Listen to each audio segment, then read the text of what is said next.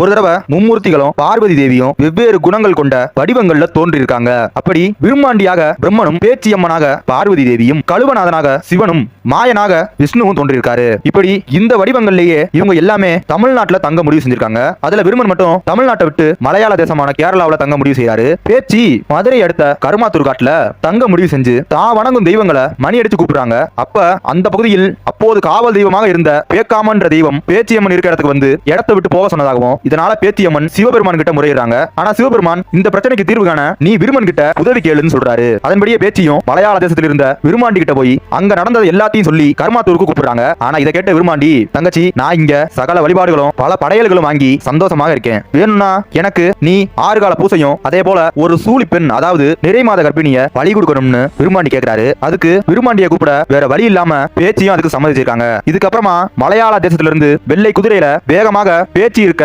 கருமாத்தூர் எல்லைக்கு வந்துறாரு. அப்படி வந்து விரும்மாண்டி பேச்சியை பார்த்து, தங்கச்சி நீ வணங்குற தெய்வங்களை இப்ப மணி அடிச்சு கூப்பிடு, நீ இப்ப கூப்பிடுறதுல அந்த பேக்காமனே இங்க வரணும்னு சொல்றாரு. அதன்படியே பேச்சி மணி அடிச்சு கூப்பிடுறாங்க. அப்ப அப்படி மணி சத்தம் கேட்ட உடனே வெள்ள குதிரை ஏறி புயல் போல அந்த இடத்துக்கு வராரு பேக்காமன். அப்படி வந்து பேக்காமனுக்கும் விரும்மாண்டிக்கும் பயங்கரமான சண்டை நடக்குது. அப்படி நடக்கிற அந்த சண்டையில விரும்மாண்டி தன்னோட தண்டாயத்தை வச்சு பேக்காமன் குதிரை கால உடைச்சிறாரு. இதுக்கப்புறமா இந்த ஒரு சண்டையை நிறுத்த திருப்பரங்குன்றம் முருகன் வந்ததாக சொல்லப்படுது. அப்படி வந்து முருகன் 2 பேத்துக்கும் ஒரு குதிரை பந்தயம் வைக்கிறாரு. இந்த ஒரு பந்தயமானது கருமாத்தூர்ல இருந்து மதுரை மொட்டை கோபுரம் வரைக்கும் நடக்குது. அப்படி பந்தயம் நடக்கிறப்ப பேக்காமன் குதிரை கால விரும்மாண்டி உடைச்சதால அந்த நொண்டி குதிரையை முருகன் விரும்மாண்டிட்ட கொடுத்ததாகவும், அதே போல விரும்மாண்டியோட குதிரையை பேக்காமன் கொடுத்ததாக சொல்லப்படுது. இதுக்கப்புறமா அப்படி நடந்த அந்த பந்தயத்துல ஒரு சில பேர் விரும்மாண்டி ஜெயிச்சதாக சொல்றாங்க, இன்னும் ஒரு சில பேர் பேக்காமன் ஜெயிச்சதாக சொல்றாங்க. இப்படி விரும்மாண்டி தோத்ததாக சொல்லப்படுறதுல பேச்சியம்மன் முருகனை பார்த்து, எங்களுக்கு இந்த நொண்டி குதிரையை நீ கொடுத்ததால தான் நாங்க இந்த பந்தயத்தில் தோத்து போனோம், அதனால என்ன குலதெய்வமாக வழிபடுறவங்க உன்னை வழிபட்டா அந்த குடும்பமே நாசமா போகும்னு சாபம் விட்டுருக்காங்க.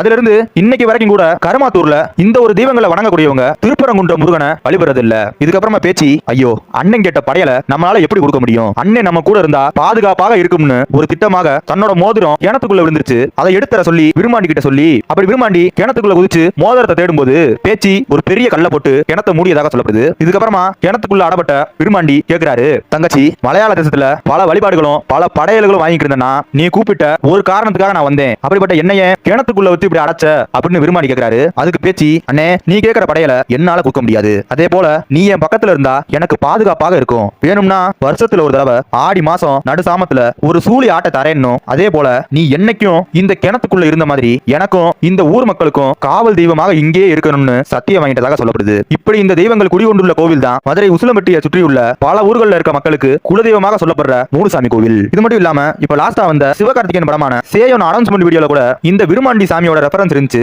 சோ பார்க்கலாம் அந்த படத்துல எப்படி காட்டுறாங்கன்னு.